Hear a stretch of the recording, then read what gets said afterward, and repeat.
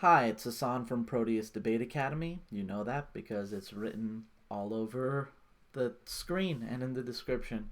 I don't know. One time this guy was like, hey, you should say who you are at the start of the video. And, I'm sure that they're right. And come to think of it, I'm pretty sure I'm not even doing what they meant.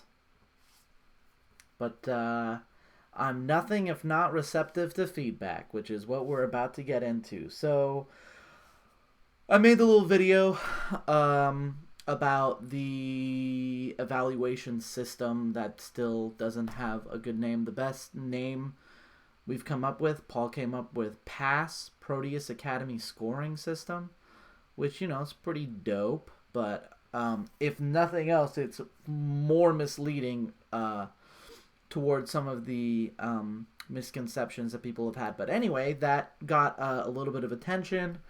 And so I stayed up late last night working on this Google form survey, which will be in the thing. Everybody who does this for a living is so good at pointing to things in the frame, whereas my amateurism clearly shows with the medium. Yeah, so I made this survey, and so far, like 75 people, not like 75 people have filled it out. And it's really cool. And actually, like, I'm more excited in this moment for the results of this survey than for anything that I could do with it, right? Like, sure, like, I have this project that I want to use this data for, but as I make pretty clear in the survey itself, like, anyone can use this for whatever they want. And I think it's like really, really cool data. So I want to go over that. So I'm going to show off what sort of results we've been getting, which I don't have to. It's anonymous, so I'll just show you the actual results, which you can see anyway. Anyone who fills out the survey can see the results, which is a great reason to fill out the survey. And the debater whose case I was evaluating in the video got back to me a few minutes ago and said that the feedback was really helpful. They made changes based on that feedback, that they think the case is a lot better. So that's super flattering and nice, but also I think it speaks to the strength of having an organized system of feedback that says, like, hey, here's what you're doing really well, but here's a very specific aspect of your strategy or your research or whatever that you should look to fixing, and here's how. I think that's a really useful educational tool, and hopefully other people will too, but it's okay if you don't, because it's not like no one's ever going to be forced to use this. Yeah, let's get into the results. It's been super cool. Super, super interesting. I'm just going to do this. I'm just going to keep recording. All right. So, as you can see here, we've gotten 75 responses so far, which is awesome. I have, like, these tabs open just in case I get, like, an email or a question or something about this, so I can be responsive in case somebody's like, I'm halfway through this survey and I have no idea what this question is asking. But so far, people have not really had issue with that, or I haven't had that be a criticism that's been raised about it. The criticisms that I've gotten so far is that this is bad for education, but they weren't really specific as to how, so I couldn't really, like, say much.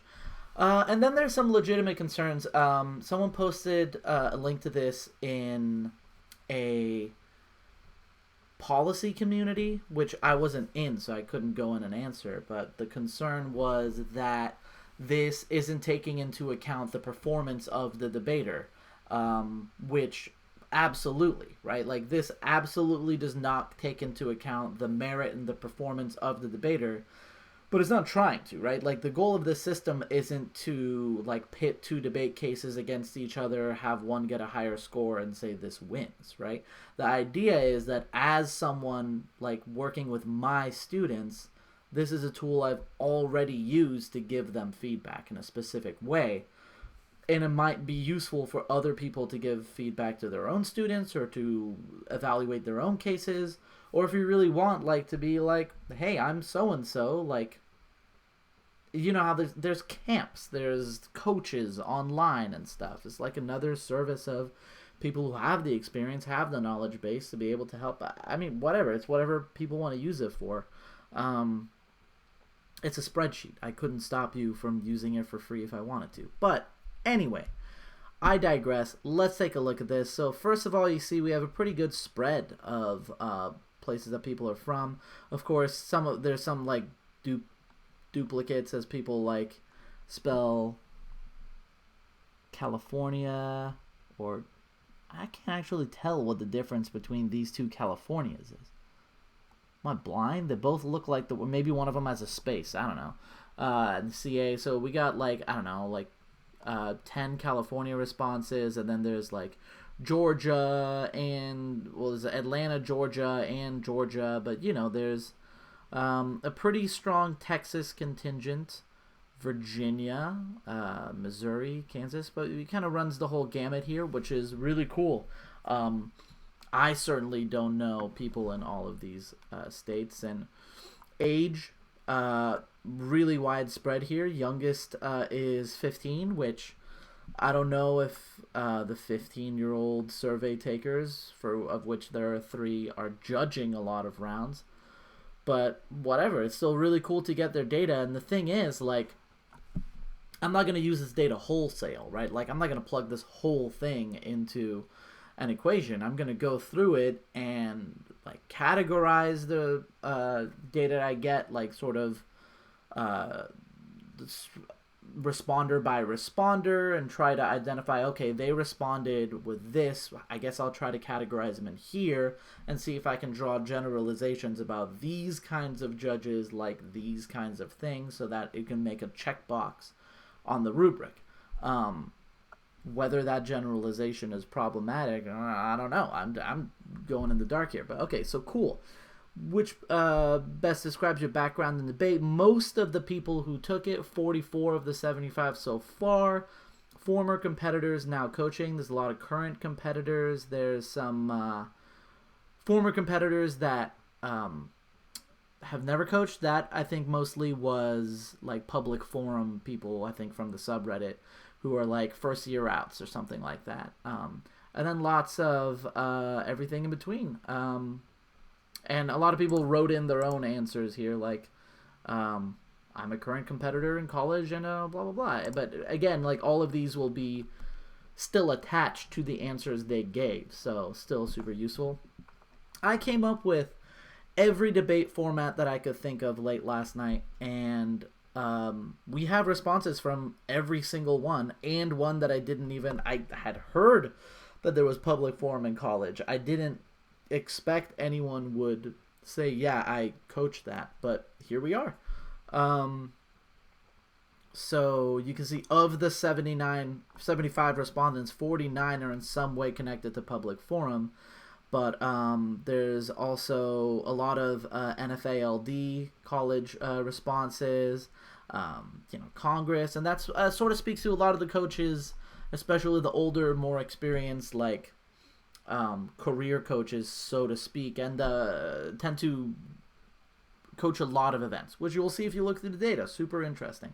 But this is awesome. We have like the whole gamut, and this is day one, This was also really cool. How many years of experience? I think I'm here at like 7, I think I said. If I do the math, it's probably closer to...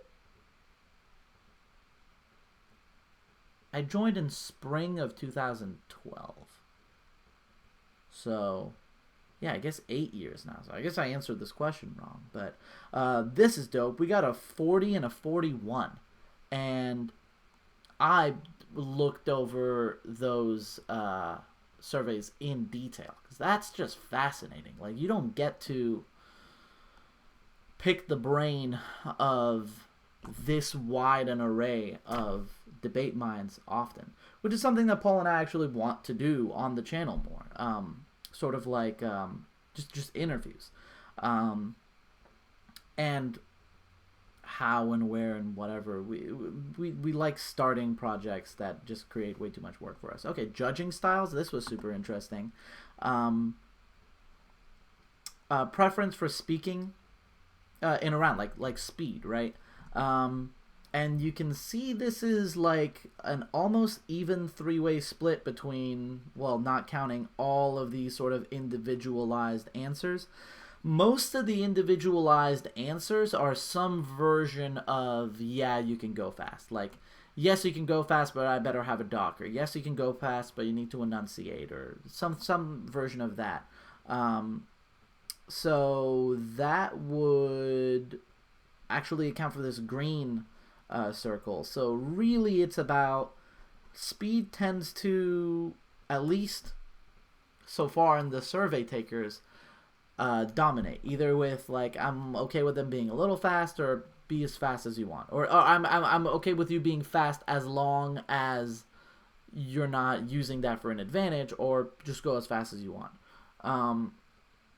This is, I'm comfortable with you going a little fast, but just kind of like a regular person speaks fast. You can be faster than, I don't know, like an info speech or persuasive speech. But in any case, this is probably accounting for the fact that most of the people who've taken, all of the people who've taken the survey so far are like lifers, or career forensics people, right? And as part of the feedback, I got an email, which, again, feel free to email me at proteusdebate@gmail.com. Kind of giving some feedback and some ideas about the survey. Was like, yeah, not a lot of like lay people are going to see this on the subreddit and other places posted, and that's absolutely correct. My concern was that the language of the survey is a little too technical for lay people to like want to finish the survey. So my thinking was that I would maybe just write a totally different survey that was focused on lay people, like lay judges. But I don't know. Like that person said, I think the survey would be fine. So maybe I'll try to find a way to reach lay judges. Or if you're watching this and your parents judge debates sometimes, like that's a lay judge, so I don't know, have them take the survey. That's really, really useful data that we don't have, because again, it's not about like right or wrong. It's not about like these people are right or these people are wrong. Like, debate's about judge adaptation, and none of this is aiming at replacing judge adaptation. It's just to sort of try to help people understand like what sorts of judges they might get. You always want to adapt to the specific judge you have. And if you watch our videos on the channel, we're always talking about how like the judge is the one that decides the winner. The only thing that matters is appealing to what the judge wants. There's no sense in being like, man, these judges, all they care about is cross-X. Like, then just work on cross-X, right? But in any case, super interesting. Note-taking in round, massive consensus here that people flow, and if it's not on the flow, they don't vote on it. And second most popular option is that people will flow, but they don't base all of their decision just on their flow. And all the other answers are definitely, in the minority here. Which of the following best describes your general view on enforcing rules? This was something that, again, like people felt that there wasn't enough nuance. A lot of people wrote their own answers, but that's fine because you can read it and kind of understand how it fits. But the vast majority of the people kind of fall, I think, how I answered, which is that, willing to vote on arguments about procedure, but it kind of has to be a part of the debate. With the second most common answer being that it doesn't need to be a part of the debate. The rules are the rules, and I feel like if you're breaking the rule, I will vote you down, regardless of whether the other team's okay with it, or they didn't make an argument, or they lost on the floor, or whatever. And then you can see there's a whole rainbow here of other options. Formal presentation. This I'm glad that we got a pretty good spread on, because I feel like this is another thing where debate people versus lay people have a very different view on that. I think it's because we got a lot of more experienced, more traditional judges in here. This still, by far, the most common answer is no preference to attire or how you're speaking, or traditional procedure is the term I used, but that's referring to things like, well, and it's referring to whatever the survey taker interprets it to mean, right? But what I was imagining was in parliamentary debate back in the day. Did I hit record on this? Because, okay, great. Back in the day, you, like, if you wanted to ask a question, you'd, like, do, like, a teapot thing, and that's still common in some debate formats, and I've seen people judge rounds where they say, like, hear ye, now recognizing the prime minister, not to, like, maybe I'm exaggerating the language they use, right? But that's, like, for me, like, kind of outside of my experience with what college parliamentary NPDA is like nowadays. But this is, like, fascinating to see, right? Where most people don't really require anything, wear whatever you want. A lot of people say that you should dress formally, but speak however you want, which sort of, there's just a rule on my team at DVC, because we're, at the end of the day, a full-service program, and we're not going to have just the debaters dressed like shit while all the speech people are looking gorgeous so that we can get smelly debater jokes all year long. No thank you. And then a pretty healthy portion of people saying, like, yeah, no, I think people should be dressed formally and speak formally, and but like stand while you're speaking and stuff like that, but, like, you don't have to do the teapot shit. The critical arguments question got a lot of, like, negative feedback, which I understand, but it definitely wasn't my intention to, like, phrase it as, like, I don't know, there was a lot of, like, Ks are good. This question was obviously written by the PRL. I don't know what a PRL is, because I don't hang out in whatever circle of people use the term PRL. But it was another, I don't know, some people got an anti-critique bias. The original phrasing of one of the options was, I'm not predisposed against critical debate. So this, like, you know, I'm not confident enough to blah, blah, blah. I'm not interested in hearing these, I'm familiar with it, but I don't think that it's, like, the best way of approaching rounds. I'll vote for it, but I kind of prefer other things. And then the last one was, I'm not predisposed against critical arguments, which was the most common answer. Like, it, you know, which is fine, right? But what I meant was, I didn't want to put an option of, like, I hate non-Ks, right? Because I didn't think there was a significant contingent of people, like, voting people down for not running a K. I just meant to make one of the options be, running a K doesn't affect your chances with me negatively in any way. Like, I'm not biased against it. But I can see how people didn't like that phrasing, so I changed it to, I like critical debate, which hopefully conveys the same thing as I'm not predisposed against it. Nobody selected it since I changed the phrasing, but it was pretty recent. So anyway, this is some, like, really cool stuff. This is where it gets very interesting. So here you can see, like, by each strategy, you'll see what the consensus of how important it is, so how unimportant it is, and the more left heavy it is, the more important it is, the more right heavy it is, the less important. So you can see right off the bat, like, whether your arguments are on topic or not seems to be generally considered the most important aspect of like a strategic portion of the case, and whether they're novel, whether they're like uncommon arguments or not, seems to be pretty much the least. But neither is a consensus, right? There were 3 people that thought novelty is the most important, and 7 people, all of them, I believe, policy people, who believe topicality isn't important at all. Tricks, pretty much people don't give a shit. And then there's some really interesting spread here. Good faith, really strong consensus. 28 out of 75 people are like, yeah, like you should, like, the most important aspect of your research is whether you're not intentionally misrepresenting it.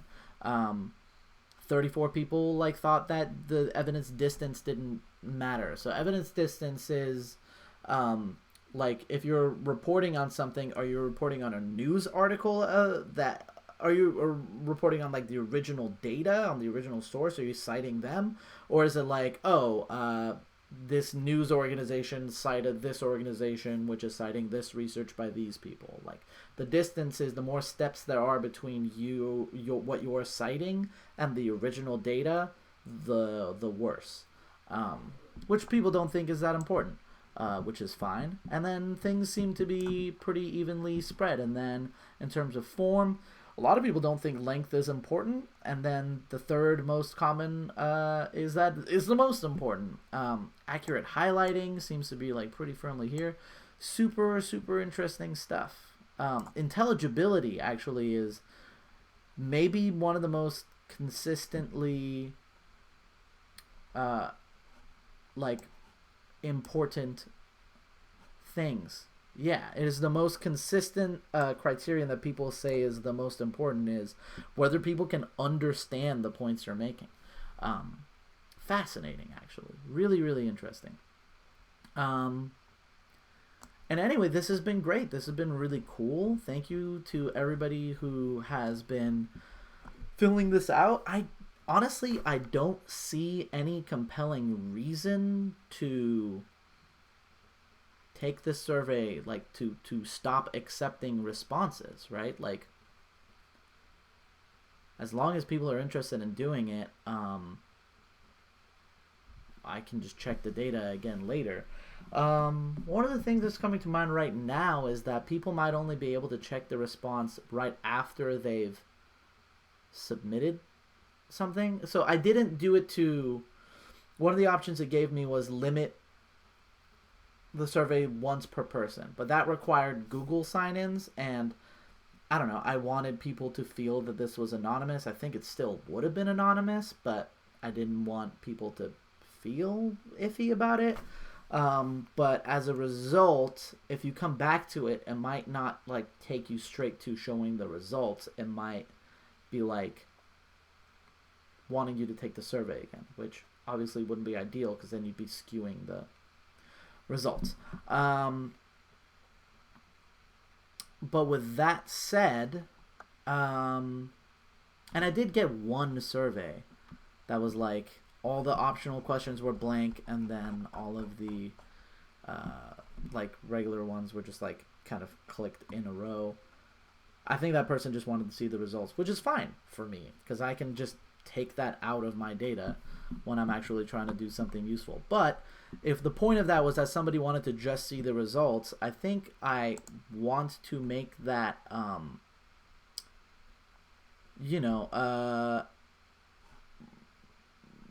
available for people. But it is my first Google form. I don't really know if there's an easy way of doing that. If there is, let me know. Or maybe I'll end the form thing after, I don't know, a week or a month or 2 days or however long, and then I'll formally post the results with a write-up for anyone in the debate community who wants to use it to use. But, yeah, this has been super exciting. I'm getting exciting talking about it again. So people said, two people said mean things about it, and that like hurt my feelings. And then I got all pouty and like lost all motivation. But this has been really cool talking about it, getting all excited again. And thank you for all of your interest. And I'm excited to see what other people do with this, because hopefully what I do with it is going to be interesting and useful. But this is just something I would have killed to see years ago, you know, like as a coach or as a competitor. Like, oh, here's a cool breakdown of what people in the community think is important, and I can go like judge by judge, like, oh, what does a person who's been doing this for 40 years think? What does a person who how does someone who's a policy judge see this differently than somebody who's a world schools judge? I don't know. I'm just kind of nerdy about that stuff, and I guess if you're watching this, you probably are too. So hop on this, check out these results, and share it with some people. Let's get some more response. Oh, just got another result. Let's look at this together, shall we?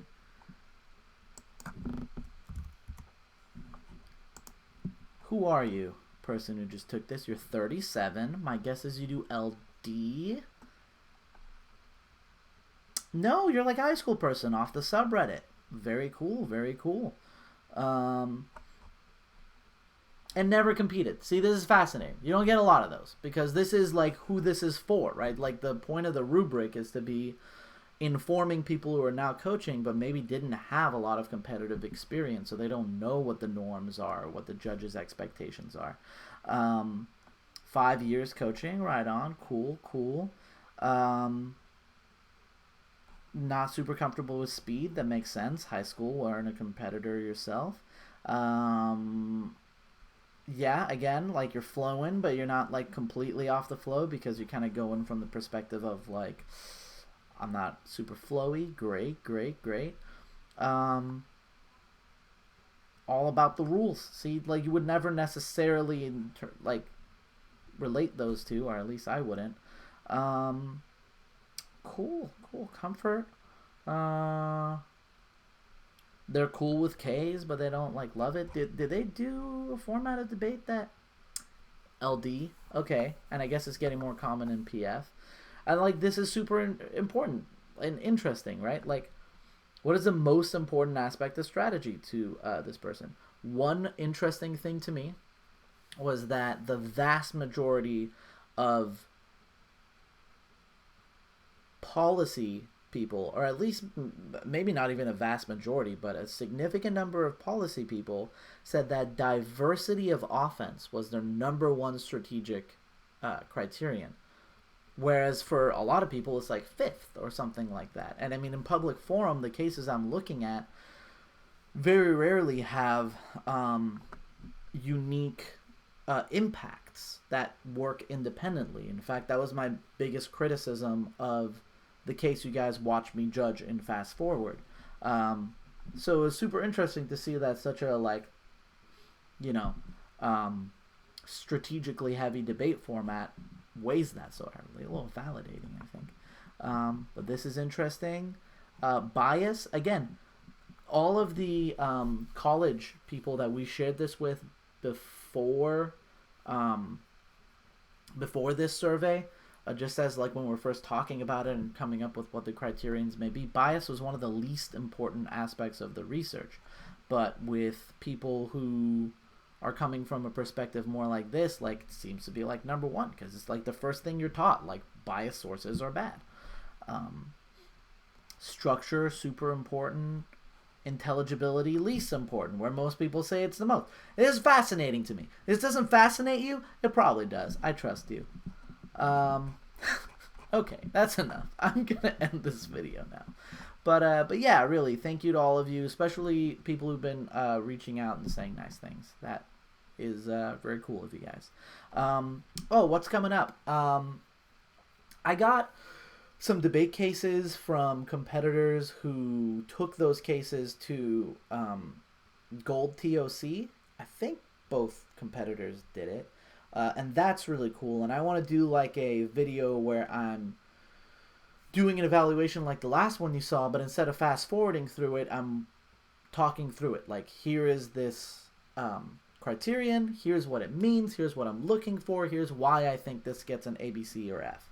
And then sort of just going through all of that. And then, I don't know, probably getting a pretty good score because it seems like they're super experienced competitors. So that'll be cool.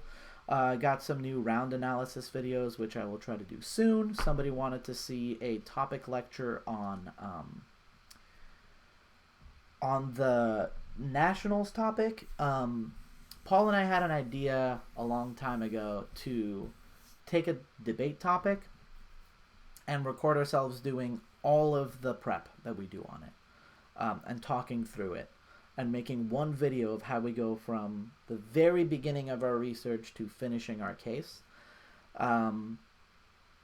Not even as much as a instructional tool on, not as like a brief or like here's what you should be arguing on this, but more of teaching like how to do the research and how to write a case and stuff like that. But I thought this would be a cool topic to do it on, but just the time's not working out. Paul is finishing up his semester, I'm doing this stuff, and we both have jobs. I do this on top of working, teaching middle school, on top of teaching college.